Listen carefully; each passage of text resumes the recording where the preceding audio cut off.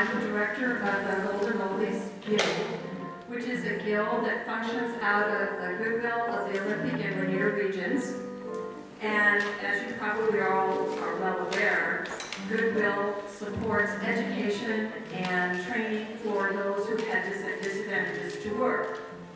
And for our shows, all of the money that we make for the cost of the show goes back into training for those young people who come into the Goodwill programs. We're going to today see 100 years of dresses. And we're going to begin in the early 1890s, probably around 1895. And our models are going to come out, and maybe there'll be a chance that you can take a look at the dresses because they're absolutely amazing what women wore. We're all wearing pants today. Oh yes, they're so comfortable. 100 years ago, never ever would you have been worn, would you have been seen in anything as masculine as a pair of trousers. So times have changed, individual styles have changed, and we are ready to turn back the calendar and watch the parade of the fashion through the years. In the 1890s, we packed our muscles away in the attic and bought in a new hourglass corset and blossomed forth with the leg of buttonless sleeves. Peggy with her exaggerated sleeves, bell-shaped skirt, nipped in at the waist, shows us the new silhouette. Notice the amount of detail that's lavished on this suit. The jacket is trimmed with velvet on the collar and the cuffs. It's braided and tight on both the skirt and the jacket are tucked. Peggy is not just a fashion flick, however. The growing needs of American business brought women into the workforce. Thanks to two recent inventions, they've been finding new occupations. The typewriter has become the woman's tool, and the female secretary was born.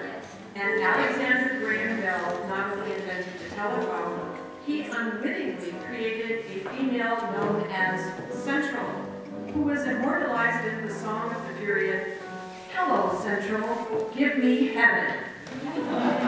While married women did not work outside the home, their energies did not go to waste. Women's clubs devoted to personal, cultural, and especially civic improvement blossomed like the new sleeves. Prohibition and women's suffrage were just two already controversial causes that were just beginning to be discussed by many of the new women's clubs. But those were revolutionary ideas, and they were still about 25 years away. Best watch your time, Peggy. Your meeting is about to start.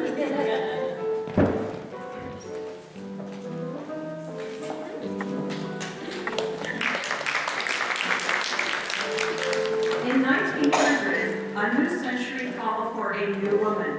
So welcome our Gibson girl. Adriana is our Gibson girl, the ideal American girl made famous by Charles Dana Gibson. Her shirtwaists, skirts, belts, bows, and straw boaters adorned the covers and pages of every American woman's magazine at the turn of the century. She was young, she was fresh-faced, and she certainly didn't need a pinch of rouge that those fast women were using. Oh no, the Gibson girl was no longer content to occupy her time with social combs, teas, and other genteel things. She loved sports.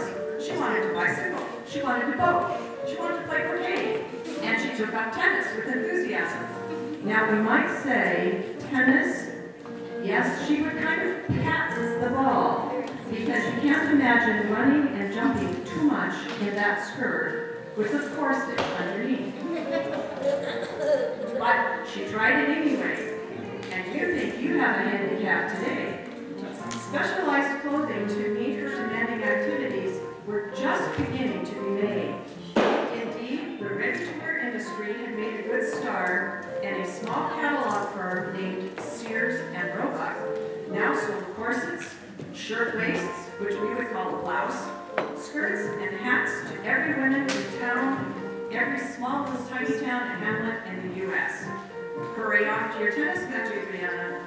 You don't want to keep that young man waiting.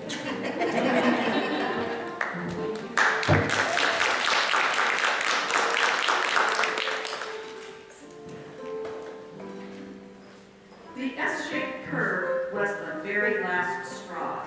Women, having been pinched, pulled, laced, and bent out of shape for over 50 years, had finally had enough. So when Paris decreed that henceforth the body was to be, let's say, more free and natural, Yolanda, along with every other fashion-conscious woman, loosened her sleeves with a sigh of relief and welcomed the fashion revolution.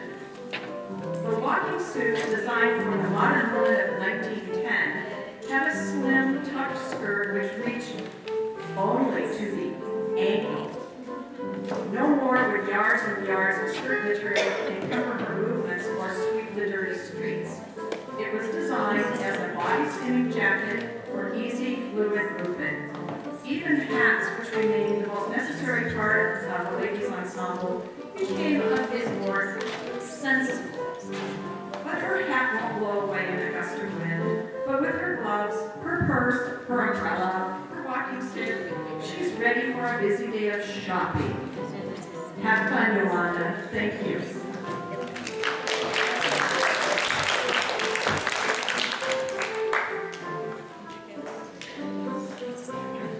What was making the news? The horseless carriage. It was making its way onto the American landscape with the introduction of Henry Ford's Model T in 1908. Enthusiasm turned to mass mania. Diane is our very charming motoring enthusiast ready for a Sunday outing, but she must cover her fashionable ensemble with a long olive wool serge coat that's a duster.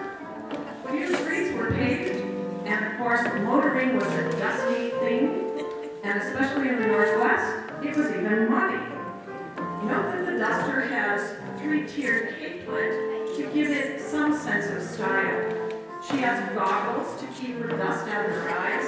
Her hat is covered with a long black scarf which will help keep her hair clean. Now Diane has read about Alice Ramsey, who drove coast to coast in 1909 from New York to San Francisco in 59 days. So of course, Diane is looking today that maybe she'll get her first driving lesson. Won't that be exciting? Where she could go in an automobile. By 1910, there were 2,000 cars on the road, and by 1920, there were 23 million. Cars had caught the American public's fascination.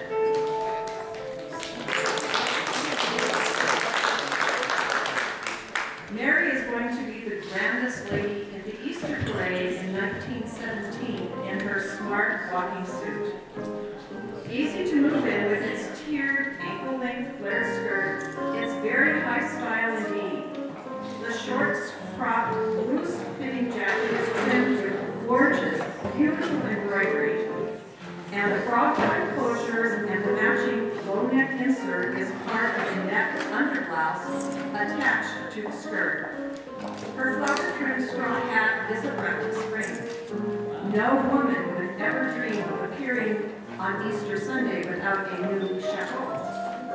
This suit is very appropriate for any occasion, but of course, a lady must always have her gloves and her handbag to feel properly dressed.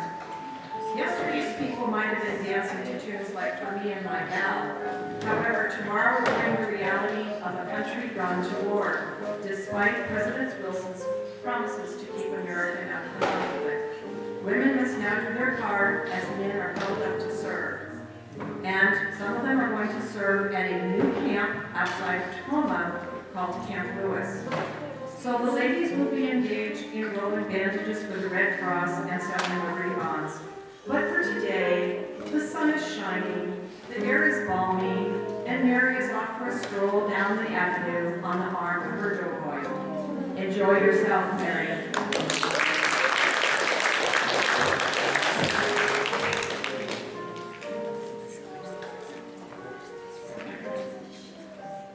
bikini-bearing skirts were not the only fashion statement in town during the late 20s. Mary Ann swirls in on her way to a totally lavish cocktail party with her oh-so-modern friends in a turquoise and black lace, slightly clingy, bias-cut dress with a handkerchief point hemline. The skirt flutters and sways as she strolls or dances about with her favorite young man. The bias cut came in during the very late 20s. It would be extremely popular during the 30s. The bias cut, constructed of panels cut on the cross in which the original design was carried out with great proficiency, which allowed the dress to fit without fasteners. As a matter of fact, all of the dresses that they have seen so far have only snaps or hooks and eyes. There was no zipper yet. So each one of these dresses are a little bit of work to get into. But this one is particularly nice because it just slides on over your head. Easy, swing. Okay, Mary Ann, I hear the toot-toot of that horn. You better get off to that dancing.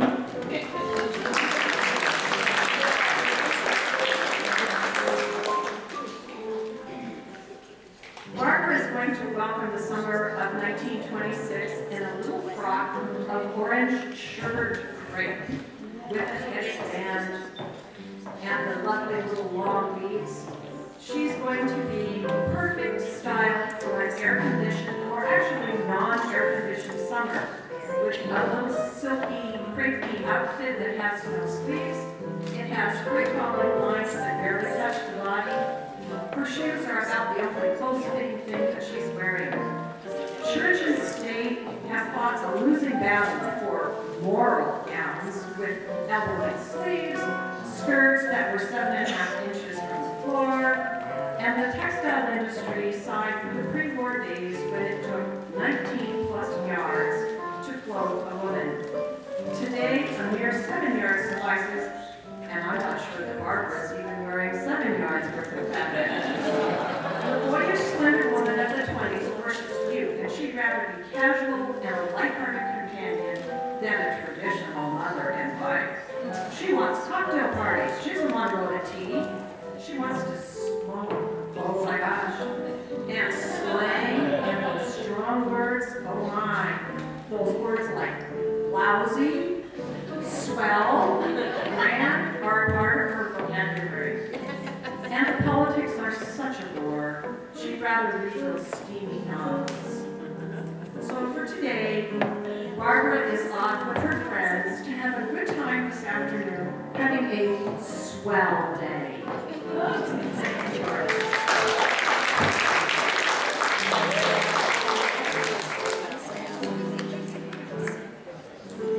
In the 1930s, the busy decoration of the previous decade gave way to a much more streamlined look.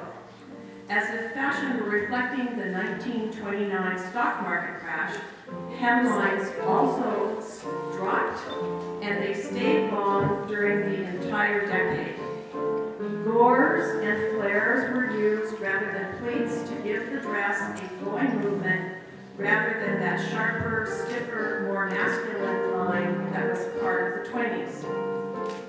Rhea's soft black lace dress reflects the trend to recall the romantic past. The hemline, the neckline ruffles, the bows, the sleeves. The sleeves and the ruffles are of georgette. The entire dress is made of lace. The gores actually begin at the hip line with a bias point, and they flare out at the hem. A full-length black slip of silk has been made to emphasize the slim but curvy hemline and very fashionable feminine look. Rayon became affordable, and it became an alternative to silk for dresses and undergarments. But the biggest impact of rayon was in hosiery. The hosiery production began with flesh-colored stockings, and they didn't have to be silk. And of course, that meant that every working woman could afford new hosiery. During those sober times of the 1930s, Rhea keeps this dress for very special occasions. She might have a night out with her husband. It's the perfect time to put the daily cares of the depression away and enjoy the evening company just with him. So here's to romance. Thank you, Rhea.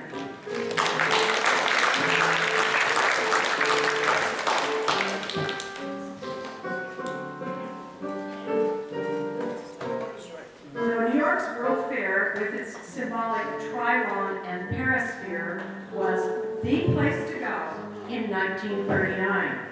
And a crisp fall day finds Peggy fashionably attired for the occasion. She wears a dressmaker suit, different than a tailor suit, a dressmaker suit of burgundy wool with black silk braid scrolling, highlighting on both the front and the bottom of the jacket, and along the hem of the skirt. Fit and flare create the popular silhouette of the late 1930s. The jacket is fitted to the waist with a small flat pocket which draw the eye to the flare of the fabric over the hip. It features a padded dolman sleeve, a concealed front closure, a high round neckline which makes it a perfect setting for jewelry. The gorgeous skirt, following fashion's dictate, falls well over the hip and then flares to just a little bit below the knee, which was then in vogue. Black accessories complement and complete her ensemble. We particularly like her little felt, cute little kind of turbany black hat. And of course, she's planning on seeing the World's Fair. However, the fair provided diversion for more than 25 million visitors during its first year. And Peggy, not wanting to be left behind, is eager to get her first glimpse of television. Thank you, Peggy.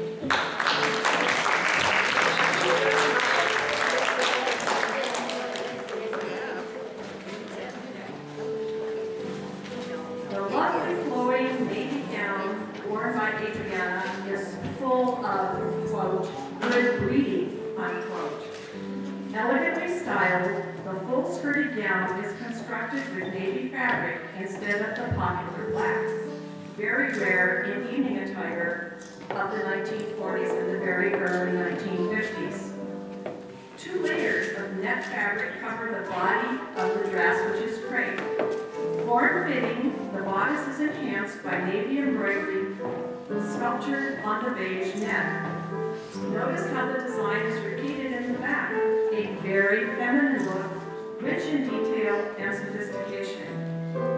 This is a very lovely gown, and of course, Adriana is going to be seen in only the best places with her fur, her jewels, and of course, she plans on having a lovely evening out with her best gentleman. Thank you, Adriana.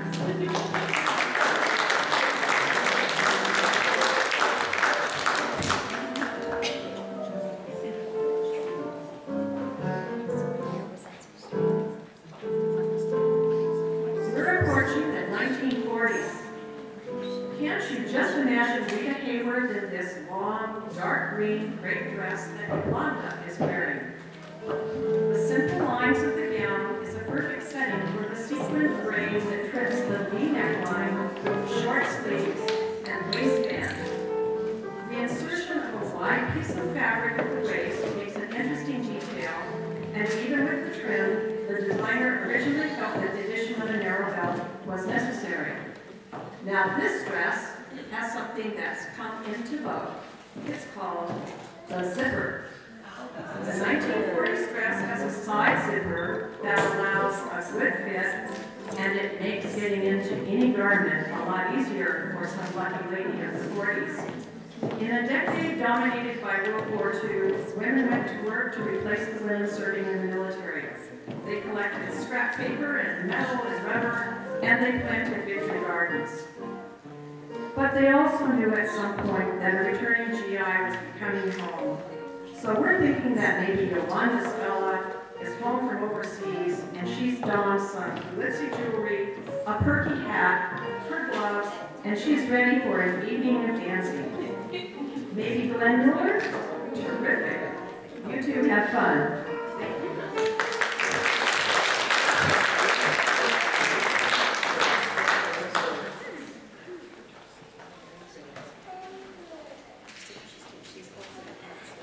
Shades of Joan Crawford? No, it's Diane, in a smart, sophisticated black crepe V-neck gown with black fringe, epaulette fashion, accenting the heavily padded square shoulders. The shoulder pads tell us it's a 1940s dress. A splash of trim trims the sash that marks the waist. Gowns like this, suggesting a mature, capable woman of the world, well suited the role that women were shortly to be called upon to assume. For American had been bracing itself for war in 1941, and the burden of keeping the home fires burning, not such an easy task, was soon going to fall to women. To help them shoulder the load, the shoulder pad was invented. And soon everything from suits and dresses to blouses and robes would feature that broad, square shoulder pad. Glittery sequin hats perched on the front of the head, open-toed platform shoes anchored them to the ground, but they still loved to dance. The music of the big bands, the Dorsey Brothers, and Benny Goodman. So dance on, Diane, while you can. His tuxedo will soon be exchanged for a uniform.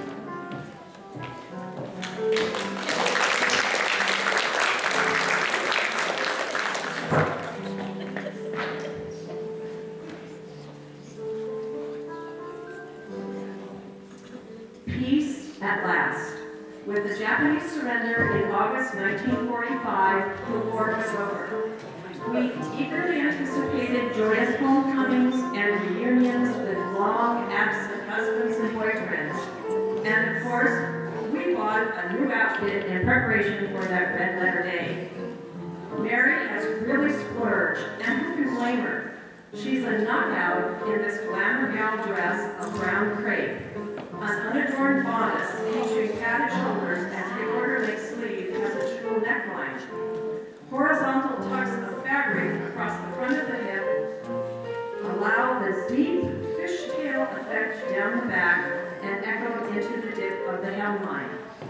Her new brown felt hat adds the latest fashion touch, and her handbag and her shoes complete the outfit.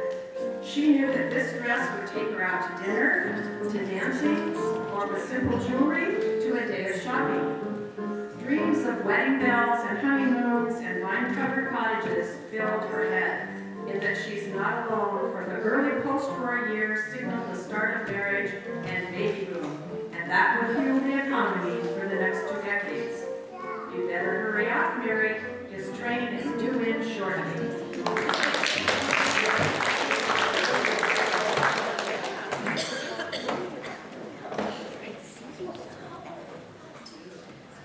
The knit suit has always been a favorite of women since Coco Chanel first introduced knit clothing in the 1920s. Women found that the knit jersey was comfortable, it moved with the body, it didn't bind, and it always looked chic. Rhea purchased her favorite suit from Chicago's finest department store, Marshall Field and Company. Sorry, Marianne. It's Marianne in our black suit. The black beading on the jacket front, sleeves, and back adds detail, but it's understated and tasteful. She can wear this to luncheon, she can go to dinner with her husband and his boss. This suit could be worn with a button with a fur coat and some major jewelry for a very formal look, or open as it is today with a lacy blouse that makes it very suitable for daytime wear. Marianne is aware that her choice of clothing and her appearance is important not only to her, but her husband's climb up the corporate ladder. She knows that having a comfortable, good-looking suit that she can put on at short notice is a very important addition to her closet. A knit suit will also wear well for travel. It doesn't wrinkle, and it's easy to pack. Oh, we've heard that Mr. Corporate Executive has tickets to New York for vacationing. And we know what we'll be wearing on the airplane. Have a great trip.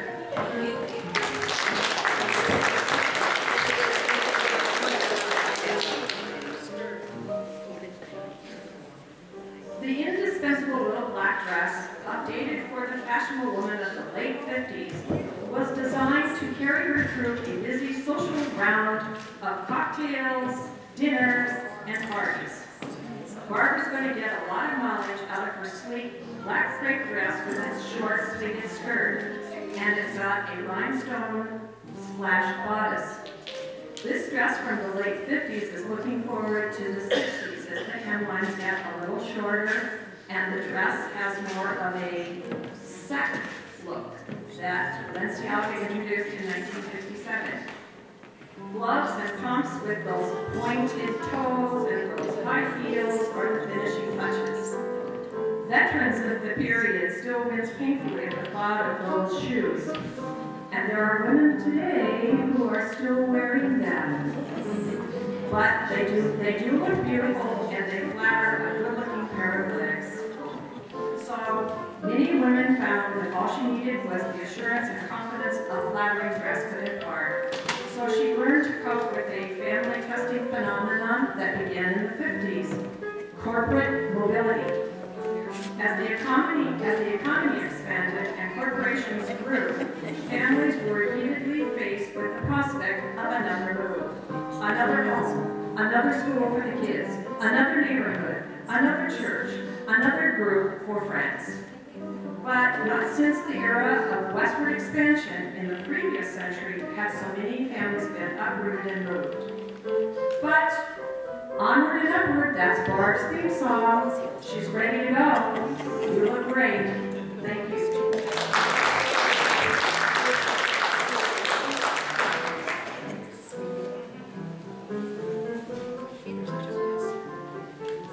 Is there nothing new under the sun? Not in fashion. Today's bubble skirt is merely a replay of the highly successful harem skirt of the late 1950s, modified with the skirt length of the 60s. The current name tells us about cultural changes and style changes in the last 3 decades. Would any woman today probably call it a harem skirt? They'd probably call it a bubble skirt. In the late 1950s, Rhea's stunning green iridescent taffeta cocktail gown with its sheer bodice and princess lines ending in this bouffant puff was new. The feminist movement was still embryonic and it never questioned the female roles that society prescribed.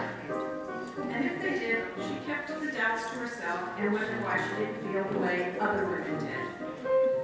So weren't the movies for celebrating lovely sex goddesses and fabulous clothing? Of course. But didn't Father know best? And didn't June Cleaver in her crisp shirt-waist dresses keep the sparkling homes and offer love and well-balanced meals to husbands and sons? Ah, yes. But tonight, however, Rhea's going to toss any doubts about all of that stuff. She's going to toss them to the wind because she and hubby are going out and she has her requisite 1950s fur to add to it. She's such a lovely belle. Thank you, Rhea.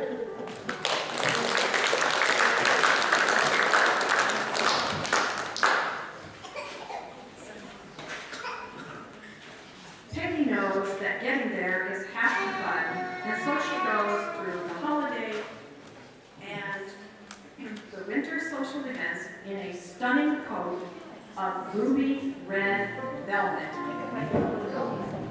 If the deep shoulder collar, tucked in a flattering cork neckline, and the bracelet length sleeves don't quite keep out the sharp glass of winter, who cares? So what? She's in fashion. Who could be cold in a swirling tent of red velvet like this coat? The coat is full and loose-fitting and has a one-button fastening. For tonight's party, her coat tops a simple little, of course, a simple little black dress. It's a simple black cocktail dress, and with it, Peggy has put a cute little black velvet matching hat, kind of typical of the early 60s of what Jackie Kennedy would have worn. And of course, she has her requisite gloves, her Willitsy bracelet, her handbag. Fashion in the early 1960s took its cue from First Lady Jacqueline Kennedy, and her taste in fashion was somewhat what we would call simple and impeccable. She favored rich, beautiful fabrics in clear colors and flawlessly cut, clean lines.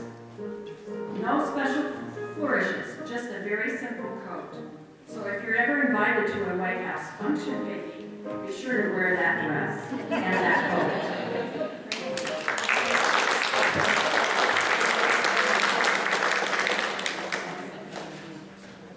And now we have the confusing 60s.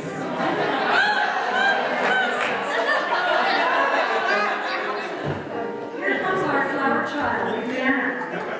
She just returned from Woodstock. She and her generation thought of themselves as the hip generation. We just call them the hippies. Both men and women wore their hair streaming to their shoulders. They shouted peace during the 60s demonstrations, and they marched against the war in Vietnam. Their favorite saying? Make love, not war. Adriana is wearing a long pencil-like dress. She carries about just everything in her bag. Her shoes were rather utilitarian, and she's probably hitchhiked all over town in those boots. Sometimes they had a Volkswagen bus, sometimes they didn't. Sometimes that Volkswagen bus was decorated. You never knew. Their elders greeted them with extraordinary reactions like, "You're going to go where in that? You're going to do what?" And of course, there was that famous burning of the bra. Oh!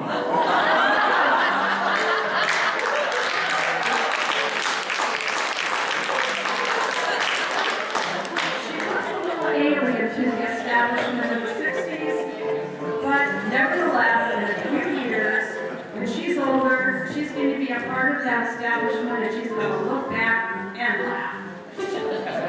Meanwhile, Adriana, there's a demonstration. Better get going to that demonstration.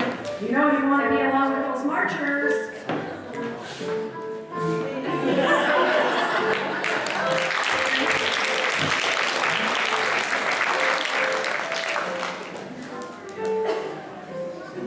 The 60s saw a little bit of everything.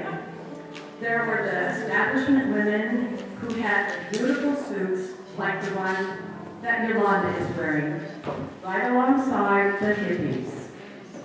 This rich, beautiful brown knit was popular in the late 60s, and there were some women who still thought it was polite to wear a lovely suit and a skirt. The jacket was designed without the heavy shoulder pads of the 1950s. Instead, jackets fit snugly around the shoulders and the arms, ending at hip length. The perfect firm figure was needed to wear this fashion, which became easily the most comfortable working uniform for a lot of professional women who were, of course, now involved in the workforce. The suit always looked neat, it never wrinkled, and just with a little touch of fur, for example, she could go out in the evening. She can also, with the lovely little beaded handbag that she has, she could go to lunch with her friends at the club, okay, or she could go out to dinner with her hubbies. Besides knit suits, there were a variety of knit tops with contrasting skirts, as well as a myriad of knit pantsuits that were just beginning to come in. But of course, Yolanda is a woman of a previous generation. She preferred skirts. So we thank you, Yolanda. You look very elegant.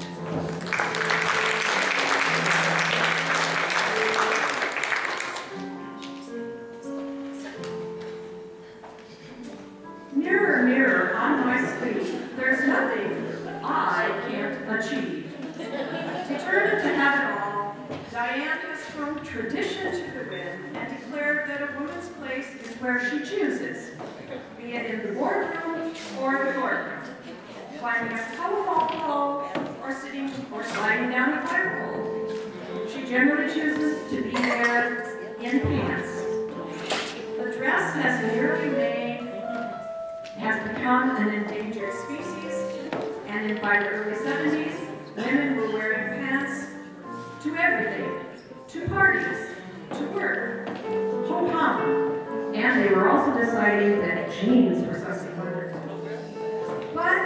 feminist doesn't mean unfeminine. After 5, she's free to shed her work uniform and slip into the pants that she really loves, is this new jumpsuit. New, wide leg, kind of palazzo pants. She can have a good time with cocktails at a party. She can sit in front of a blazing fire with a favorite friend. She can be boogieing at the disco. Look at those little mirrors that are going to glare in that wall. Oh yes. And when evening falls, Diane loves to slip into her new sleek, body-slimming, black wool jumpsuit with its twinkling mirrors. You'll go a very long way, baby. Thank you, Diane.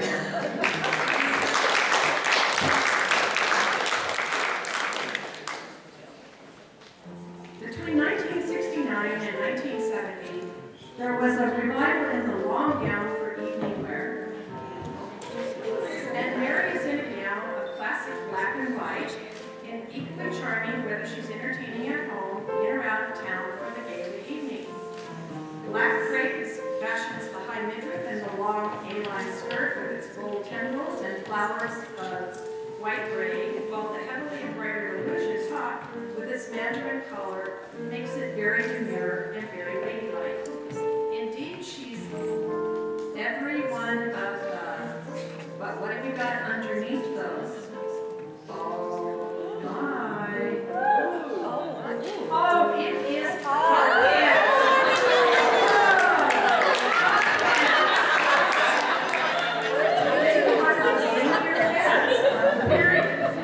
And one, fortunately, that didn't really last very long. They were cute and easy on the right legs and the right age, but not for everybody. We think Mary will make a real splash tonight in her outfit. And besides, she's feminine, but she's very current. Thank you, Mary.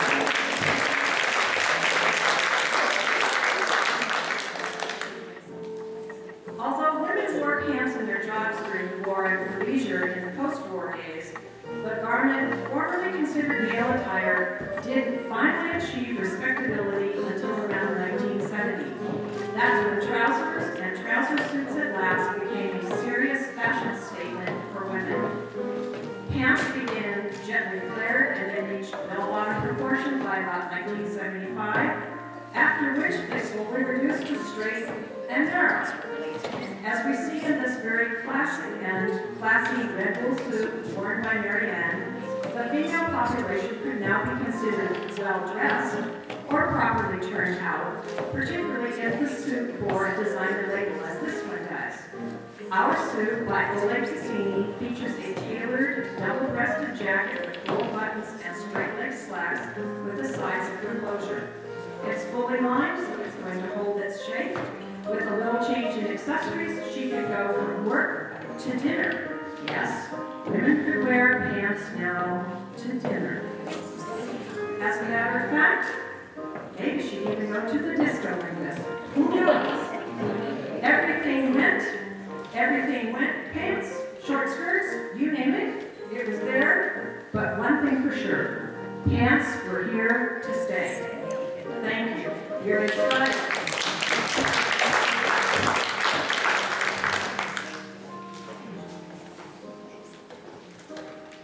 The knit clothing that had become a favorite of women since its first introduction in the 1920s was previously used as wool jersey for long underwear, and they liked the comfort of it.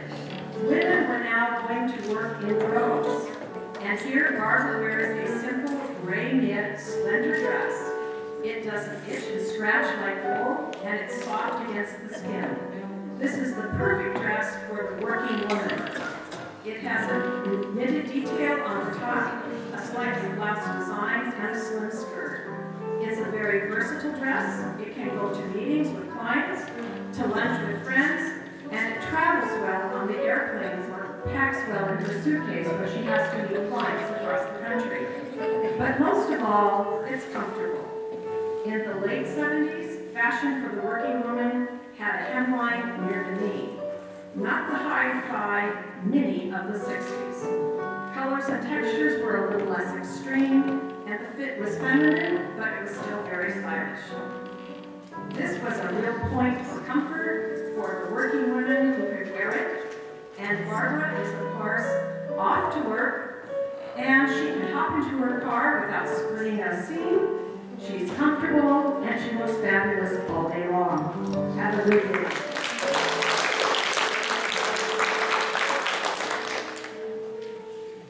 It's the 1980s, and even if we spend most of our days in jeans or slacks, this little black dress is still part of our wardrobe.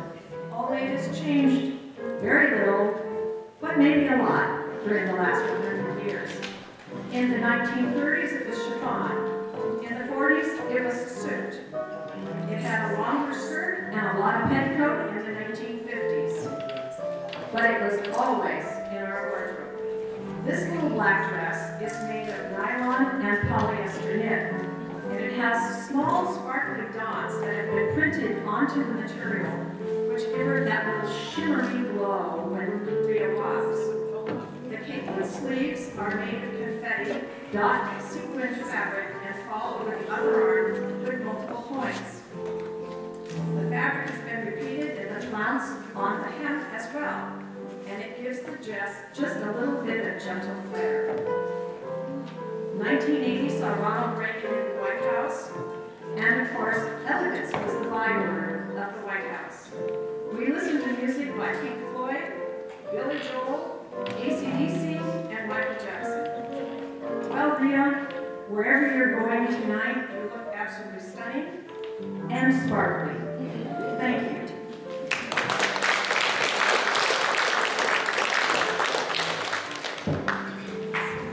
This concludes our excursion into the fads and fashions of the bygone years. After seeing these fashions, we may well wonder which of today's styles may someday be paraded on a stage and considered golden oldies. Will they be booed and awed over? Will they be greeted with chuckles? Only time will tell. Now I'd like to introduce our talented pianist, Jack Davis.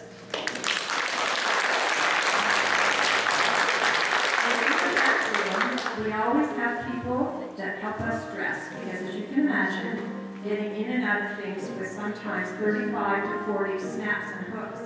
So we call our favorite backroom help our hookers. Today it's Barb Griswold. Now I'd like all our mothers just to come back for one well-deserved round of applause. Thank you.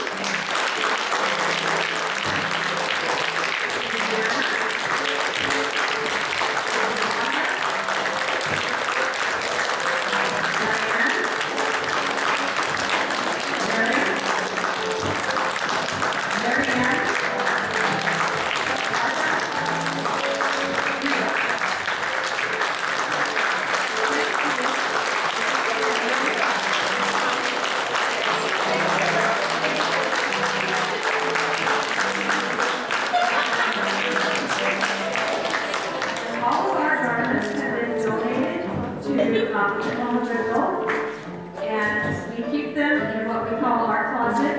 If you should ever find that you're cleaning out a closet and you have things that would be suitable to be worn on a stage like this, we'd be happy to take a look at them. Thank you again. I'm Nancy. We wish you the very best and goodwill.